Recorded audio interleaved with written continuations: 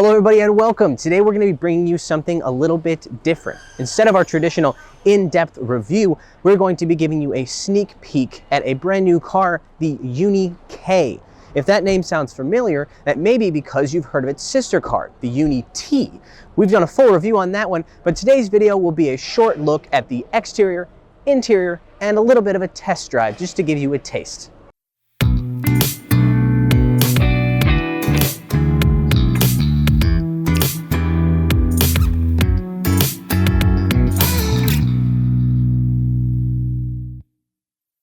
It's pretty easy to see from the front end that these two cars come from the same company. They both have this very interesting kind of matrix style front grille, which is made up of smaller parts that come together. Now, the UNI-T we compared a lot to a McLaren and said that they beat McLaren to the market with the McLaren SUV.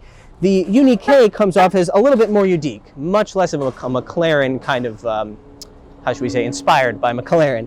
I think one of the most unique features on the front end, other than the grille, are the very cool lighting elements here, which have this kind of arrow shape that I really like.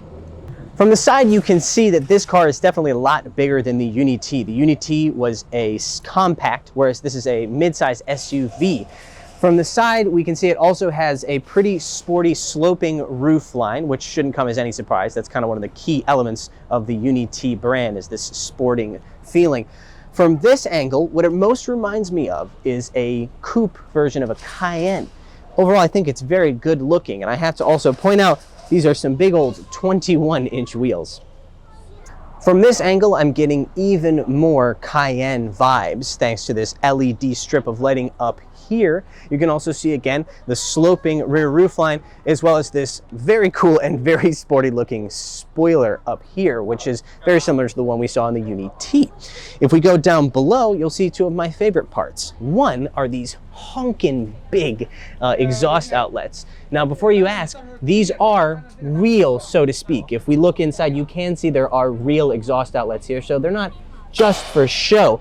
And finally, down here, we have this nice diffuser, which again is probably much more sporting than you would expect from a mid-size SUV. Let's open up the back and have a look at the rear space.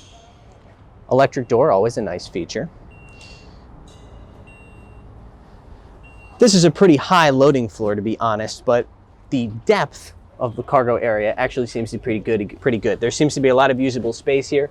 As you'd expect, I'm sure with this raking roof line or steeply raked roof line, there's not going to be a lot of space going up, only about to here, but overall it looks pretty acceptable for a mid-size SUV with such a coupe style roof line. Here on the interior of the UNI-T, the first thing that strikes me is the steering wheel, which is looks like a Formula One car if you just kind of made it bigger. It's flat on the top and the bottom. It's flat on the top because obviously you need it to be able to see this center screen here, or rather the instrument cluster up here, which is actually 3 different screens. The center screen here is actually a little bit smaller than I would have expected, but it's or horizontally oriented, and it's pretty well integrated. This is very different than the UNI-T, which comes with a one-piece center screen rather than this layered style. Other things that I'm noticing, this is a higher trim level of the UNI-K, so it has a 4-wheel drive system. Here you can switch between 2-wheel drive, automatic, and your 4-wheel drive lock. Here, if I move this marketing material, you can see a small area for wireless charging.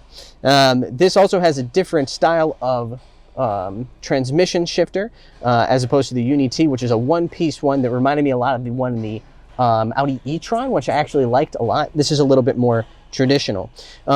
Overall, with the soft touch materials all around the car and the very comfortable seat that I'm sitting in, this thing is coming off as pretty luxurious.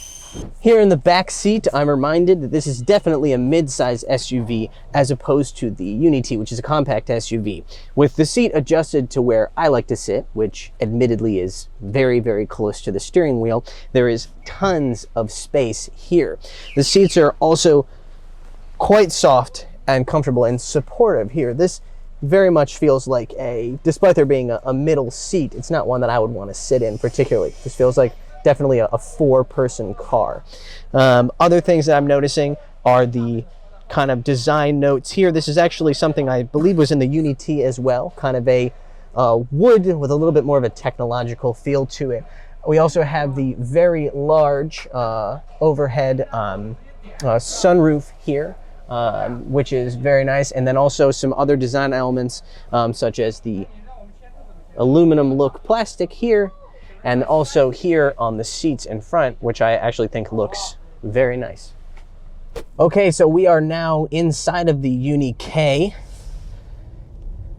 I'm being told this is a 2-liter engine versus a smaller, I believe it's 1.4 liter, 1.5 liter 4-cylinder in the UNI-T, making, in this case, the 2-liter makes 233 horsepower, and I'm told 390 Newton meters of torque, or somewhere around 300 or so pound-feet, which is pretty impressive for a 2-liter.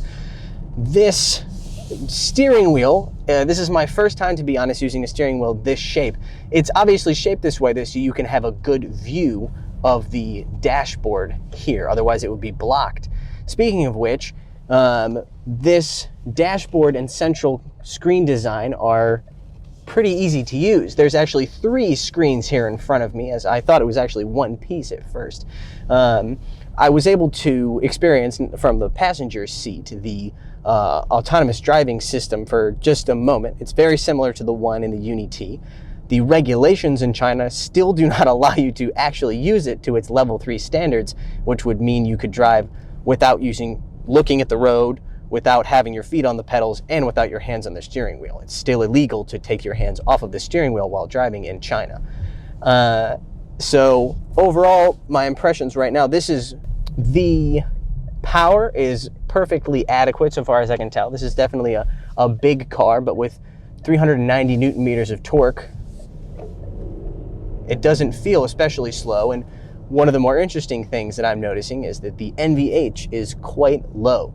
Again, I keep sounding like a broken record here, but this thing's coming off as a much more luxurious car than the UNI-T.